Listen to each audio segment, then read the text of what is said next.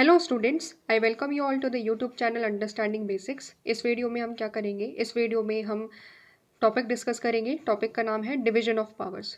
देखो, अब तक हम लोगों ने क्या डिस्कस किया? इससे जस्ट पहले हम लोगों ने इंडियन फेडरलिज्म के बारे में थोड़ी सी एक बेसिक जानकारी ली। उसमें हमने समझा कि इंडियन फेडरलिज्म की जब हम बात करते हैं तो इंडिया का फेडरलिज्म कहा जाता है, इंडिया को कहा जाता है as a quasi federal state. ठीक है, क्योंकि हमारे यहाँ पर जो सेंट्रल गवर्नमेंट है वो स्टेट गवर्नमेंट के मुकाबले ज़्यादा पावरफुल है ना। इतनी बात हमने समझ ली। तो उसी के कंटिन्यूएशन में अब हम क्या पढ़ेंगे? अब हम लोग सेंट्रल गवर्नमेंट की पावर्स को समझेंगे, स्टेट गवर्नमेंट की पावर्स को समझेंगे एंड ये देखेंगे कि किस तरीके से जो पूरा पावर्स है वो डिवाइड हम लोगों ने सेंटर एंड स्टेट के बीच में कर रखी है। ठीक है, तो इस तरीके से हम ये सारी चीज़ें इसमें कवर करेंगे। तो यहाँ पर क्या बोला गया है? That there are two set of government. ठीक है, हमें पता है कि इंडियन कॉन्स्टिट्यूशन ने दो प्रकार की गवर्नमेंट को स्टैब्लिश करा। पूरी की पूरी नेशन के लिए जो गवर्नमेंट है उसको यूनियन गवर्नमेंट कहते हैं, जिसको हम लोग सेंट्रल गवर्नमेंट भी कहते हैं, है ना, केंद्र सरकार। दूसरी तरफ स्टेट के लिए हमने क्या करी है? स्टेट के लिए स्टेट गवर्नमेंट बनाई गई है इंडियन कॉन्स्टिट्यूशन के द्वारा। ठीक है, दोनों के पास ही सेंट्रल गवर्नमेंट हो चाहे वो स्टेट गवर्नमेंट हो, दोनों के पास एक कॉन्स्टिट्यूशनल स्टेटस है, यानी कि ये कॉन्स्टिट्यूशन के द्वारा बनाई गई सरकार है।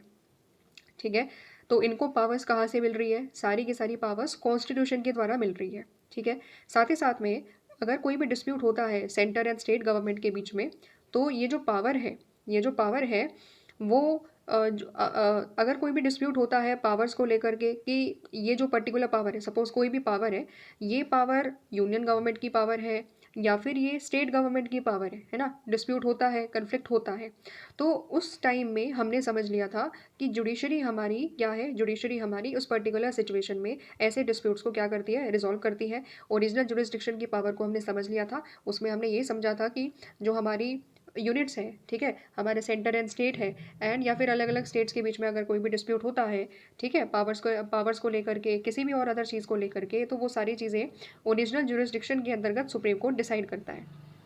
इतना समझ लिया था, है ना? यही बात यहाँ पर बोली गई है। फिर यहाँ पर क्या दिया हुआ है कि यहाँ पर एक इंपॉर्टेंट बात बताई गई है, that the constitution clearly demarcates the subjects which are the exclusive domain of union and those of the states.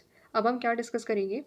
हम समझेंगे अलग अलग सब्जेक्ट्स को। सब्जेक्ट्स का मतलब यहाँ पर क्या है कि जो यूनियन गवर्नमेंट है, ठीक है, या जो स्टेट गवर्नमेंट है, वो कौन कौन से सब्जेक्ट्स के ऊपर कानून बना सकती है, कौन कौन से सब्जेक्ट्स के ऊपर जो कानून बना है उसको इम्प्लीमेंट करवा सकती है। ठीक है, तो इस चीज़ को हम डिटेल में समझेंगे। और ये एक चार्ट दिया हुआ है, नेक्स्ट पेज में दिया हुआ है, तो उसमें पूरा प्रॉपर डिस्ट्रीब्यूशन है सेंटर एंड स्टेट्स के पावर्स को लेकर के। तो हम उसमें जब रीड करेंगे तो हम समझ लेंगे कि सब्जेक्ट्स को किस तरीके से डिवाइड किया गया है। उससे पहले एक और इम्पॉर्टेंट चीज़ यहाँ पर बोली गई है कि जब हमने अपनी पावर को डिवाइड किया, जब कॉन्स्टिट्यूशन ने पावर को डिवाइड किया between the central government and between the state government, तो जो इकोनॉमिक एंड फाइनेंशियल पावर थी वो क्या रखी?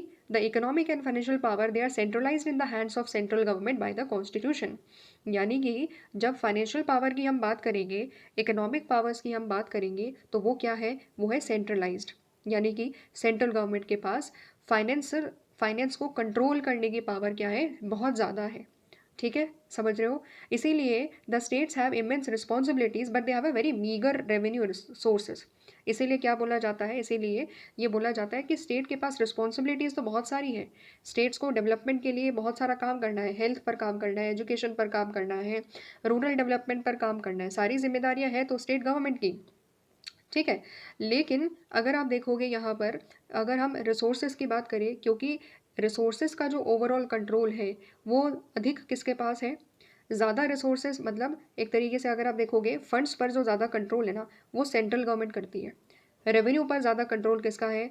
सेंट्रल गवर्नमेंट का है। इसीलिए डिस्पाइट दैट फैक्ट कि बहुत सारी रिस्पॉन्सिबिलिटीज स्टेट गवर्नमेंट के पास होती है, स्टेट गवर्नमेंट के ऊपर होती है, लेकिन फिर भी उनके पास रिसोर्सेज की कमी दिखाई देती है। ठीक है, क्योंकि हमारे यहाँ पर क्या है? सेंट्रलाइज्ड सिस्टम है, centralised financial and economic powers है। इसकी वजह से क्या हुआ कि सेंट्रल गवर्नमेंट के पास, जब हम फाइनेंस को कंट्रोल करने की भी बात करेंगे, तो सेंट्रल गवर्नमेंट बहुत ज़्यादा फाइनेंस को कंट्रोल करता है। इसीलिए आप देखोगे आगे हम वैसे इस चीज़ को रीड करेंगे और कि किस तरीके से स्टेट क्या करते हैं, स्टेट सेंटर पर डिपेंड करते हैं ग्रांट्स के लिए, लोन्स के लिए। ठीक है, तो ये सारी चीज़ें हम और ज़्यादा डिटेल में डिस्कस करेंगे जब हम नेक्स्ट टॉपिक में ये समझेंगे कि किस तरीके से हमारे यहाँ पर जो सेंट्रल गवर्नमेंट है वो बहुत ज़्यादा पावरफुल है एंड स्ट्रॉन्ग सेंटर है। ठीक है, तो वो नेक्स्ट टॉपिक में जब हम डिस्कस करेंगे तो हम ये सारी चीज़ें और ज़्यादा वहाँ पर पढ़ लेंगे। अब हम लोग यहाँ पर आते हैं, ये पर्टिकुलर चीज़ है कॉन्स्टिट्यूशन ऑफ इंडिया में 3 लिस्ट यहाँ पर दी हुई है, साथ ही साथ में एक रेसोडरी पावर भी है। तो अब हम थोड़ा सा इस पर्टिकुलर चीज़ के बारे में डिस्कस कर लेते हैं। शेड्यूल 7 ऑफ द कॉन्स्टिट्यूशन, ठीक है, तो शेड्यूल 7 ऑफ द कॉन्स्टिट्यूशन में क्या दिया हुआ है, 7 शेड्यूल में इंडिया के कॉन्स्टिट्यूशन के 7 शेड्यूल में डिवीजन ऑफ पावर किया गया है। ठीक है, डिवीजन ऑफ पावर किया गया है और वहाँ पर हमें 3 लिस्ट के बारे में बताया जाता है। पहली लिस्ट कौन सी है, यूनियन लिस्ट। दूसरी लिस्ट कौन सी है, स्टेट लिस्ट। तीसरी लिस्ट कौन सी है, कॉन्करेंट लिस्ट। ठीक है, तो यहाँ पर अगर आप देखोगे 7 शेड्यूल में यही बताया गया है कि यूनियन गवर्नमेंट की पावर कौन कौन से सब्जेक्ट्स के ऊपर है, ठीक है, कौन कौन से डोमेन के ऊपर है। सिमिलरली स्टेट की पावर कौन कौन से सब्जेक्ट पर है। और कॉन्करेंट लिस्ट में हम लोग सेंटर एंड स्टेट दोनों की पावर्स को देखेंगे। ठीक है, एक एक करते हुए हम लोग रीड करेंगे। फर्स्ट लिस्ट अगर आप देखोगे यूनियन लिस्ट जो है ना, यूनियन लिस्ट अगर आप देखोगे तो उसमें बहुत इंपॉर्टेंट सब्जेक्ट है। ठीक है, जैसे सबसे पहला सब्जेक्ट क्या है, डिफेंस। ठीक है, तो खुद सोचो डिफेंस कितना ज़्यादा इंपॉर्टेंट है ना, बहुत इंपॉर्टेंट सब्जेक्ट है। सो डिफेंस के रिगार्डिंग कोई भी डिसीजन मेकिंग करनी है, कौन कर सकता है, क्योंकि डिफेंस एक यूनियन लिस्ट का सब्जेक्ट है। और यूनियन का मतलब क्या होता है, सेंट्रल, है ना, सेंट्रल गवर्नमेंट। तो इसीलिए इस पर्टिकुलर लिस्ट में जितने भी सब्जेक्ट दिए हुए हैं उसके रिगार्डिंग कोई भी कानून बनाना है, कोई भी डिसीजन मेकिंग करनी है, केवल और केवल सेंट्रल गवर्नमेंट ही क्या कर सकती है, कानून बना सकती है। इसलिए यहाँ पर लिखा हुआ है कि जो भी यूनियन लिस्ट में कानून या कोई भी यूनियन लिस्ट में जो सब्जेक्ट्स होते हैं, only union legislature alone can make the laws on these matters. ये सारे सब्जेक्ट्स जो अभी हम रीड करेंगे उसमें कानून कौन बना सकता है, उसमें डिसीजन मेकिंग कौन कर सकता है, केवल और केवल पार्लियामेंट ऑफ इंडिया। समझ में आ गया। अच्छा, पहला सब्जेक्ट मैं बता रही थी डिफेंस। ठीक है, डिफेंस कितना ज़्यादा इंपॉर्टेंट सब्जेक्ट है ना। सपोज चाइना क्या कर रहा है, हमारी बाउंड्री में इंटरफेयर करने की कोशिश कर रहा है। तो अब ऐसा थोड़ी ना होगा कि अगर चाइना अरुणाचल प्रदेश में तवांग रीजन में आने की कोशिश कर रहा है, ठीक है, इलीगल तरीके से इंटरफेयर कर रहा है इंडिया की बाउंड्री में, और तो फिर ऐसा नहीं होगा कि अरुणाचल प्रदेश खुद डिसाइड करेगा कि उसको कैसे डील करना है। नहीं, समझ रहे हो, यहाँ पर स्टेट की पावर नहीं है, स्टेट के पास कोई अथॉरिटी नहीं है कि वो डिसाइड करे डिफेंस से रिलेटेड कोई भी matter. Defence, because it is a union list subject, therefore only and only the Indian parliament can decide कि वहाँ पर क्या करना है। इसलिए आप मिलिट्री से रिगार्डिंग कोई भी मैटर देख लो, ठीक है, एंड फॉरेन पॉलिसी या हमें अगर कोई मिलिट्री एक्सरसाइज करनी है तो यहाँ पर कोई स्टेट या राज्य, स्टेट गवर्नमेंट का कोई इन्वॉल्वमेंट नहीं होता है। सारी चीज़ें कौन तय कर रहा है, पार्लियामेंट तय कर रहा है, पहली चीज़। दूसरी, इसी तरीके से एटॉमिक एनर्जी है। ठीक है, फॉरेन अफेयर्स एक और इम्पॉर्टेंट सब्जेक्ट है। तो इंडिया की यूएस के साथ पॉलिसी कैसी रहेगी, इंडिया को पाकिस्तान के साथ बातचीत करनी है या फिर बातचीत बिल्कुल बंद करनी है, ये कोई स्टेट गवर्नमेंट का इन्वॉल्वमेंट यहाँ पर नहीं होता है। यहाँ पर किसका इन्वॉल्वमेंट होता है, ये सारी चीज़ें अल्टीमेट डिसीजन मेकिंग पावर किसके हाथ में है, इंडिया की जो यूनियन लेजिस्लेचर है यानी कि इंडियन पार्लियामेंट, उसके हाथ में ये सारी पावर्स हैं। वॉर एंड पीस, कब वॉर में जाना है, ठीक है, ये सारी चीज़ें इस पर कोई कानून बनेगा तो यूनियन लिस्ट में है तो पार्लियामेंट डिसीजन लेगी। बैंकिंग हो गया, रेलवेज़ हो गया, पोस्ट एंड टेलीग्राफ हो गया, एयरवेज़ हो गया, पोर्ट हो गया, फॉरेन ट्रेड हो गया, करेंसी एंड कॉइनेज हो गया। समझ रहे हो, इसी तरीके से ये सारे के सारे सब्जेक्ट्स हैं जिसमें जो इम्पोर्टेंट सब्जेक्ट है सारे, अगर आप देखोगे ना, बहुत ही ज़्यादा इंपॉर्टेंट सब्जेक्ट है किसी भी कंट्री के लिए। ठीक है, बैंकिंग हो गया, रेलवेज़ हो गया, कितने ज़्यादा इंपॉर्टेंट सब्जेक्ट है। तो आप ये देखोगे कि यूनियन लिस्ट में, पहली बात तो यूनियन लिस्ट में जितने भी सब्जेक्ट्स हैं वो हमने समझ लिया कि केंद्र सरकार इस पर क्या करेगी, यूनियन लेजिस्लेचर इस पर कानून बनाएगी। ठीक है, वहीं साथ ही साथ में ये सारे के सारे सब्जेक्ट भी कंपैरेटिवली बहुत ज़्यादा वेटेज वाले सब्जेक्ट हैं। ठीक है, तीसरी इंपॉर्टेंट चीज़ है कि जो पूरे के पूरे जो सब्जेक्ट है ना यूनियन लिस्ट में, वो अराउंड, अगर मैं सही हूँ तो यहाँ पर 100 सब्जेक्ट्स आते हैं। ठीक है, यूनियन लिस्ट में टोटल सब्जेक्ट्स कितने हैं, 100। ठीक है, तो इस तरीके से यूनियन लिस्ट बहुत ज़्यादा पावरफुल नज़र आती है और इसीलिए हम कह रहे हैं कि सेंट्रल गवर्नमेंट ज़्यादा पावरफुल है, क्योंकि सेंट्रल गवर्नमेंट इंपॉर्टेंट जो सब्जेक्ट्स हैं वो सेंट्रल गवर्नमेंट के हाथ में है। दूसरी इंपॉर्टेंट चीज़, इंपॉर्टेंट सब्जेक्ट के साथ साथ में ज़्यादा नंबर ऑफ सब्जेक्ट्स भी किसके हाथ में है, यूनियन लिस्ट में है, इसीलिए वो यूनियन लेजिस्लेचर ही वहाँ पर क्या कर सकती है, कानून बना सकती है। ठीक है, इस तरीके से हमने क्या पढ़ा, यूनियन लिस्ट पढ़ा। दूसरी इंपॉर्टेंट लिस्ट हमारी आती है स्टेट लिस्ट। स्टेट लिस्ट में टोटल सब्जेक्ट कितने हैं, 61। ठीक है, अभी हमने देखा यूनियन लिस्ट में कितने हैं, 100 है, स्टेट लिस्ट में कितने हैं, 61 है। डिफरेंस देख रहे हो। ठीक है, नंबर में डिफरेंस देख लो कि यूनियन गवर्नमेंट के पास पावर ज़्यादा क्यों है, यहीं से चीज़ें समझ में आ जाती है। पहली चीज़ तो ये। दूसरी इंपॉर्टेंट चीज़, जो स्टेट लिस्ट है उसमें अब हम देखते हैं कि स्टेट लिस्ट जैसा नाम नाम से ही समझ में आ रहा है कि स्टेट लिस्ट में जो नॉर्मली कानून कौन बनाता है, only state legislature can make the laws on these matter. Normally केवल और केवल जो स्टेट लेजिस्लेटिव असेंबली है, स्टेट लेजिस्लेचर है, वही यहाँ पर कानून बना सकती है, वही यहाँ पर डिसीजन मेकिंग कर सकती है।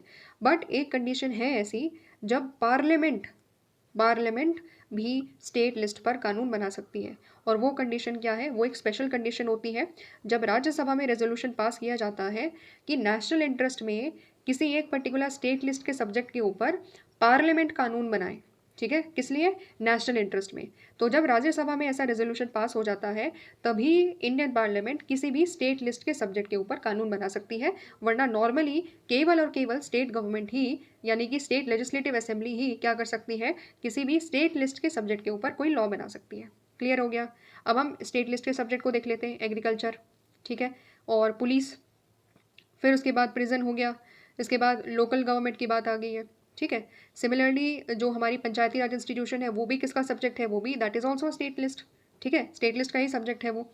सिमिलरली पब्लिक हेल्थ की अगर हम बात करेंगे, तो हेल्थ के रिगार्डिंग जितने भी सारे काम हैं किसके अंतर्गत आते हैं, स्टेट, राज्य सरकार के अंतर्गत।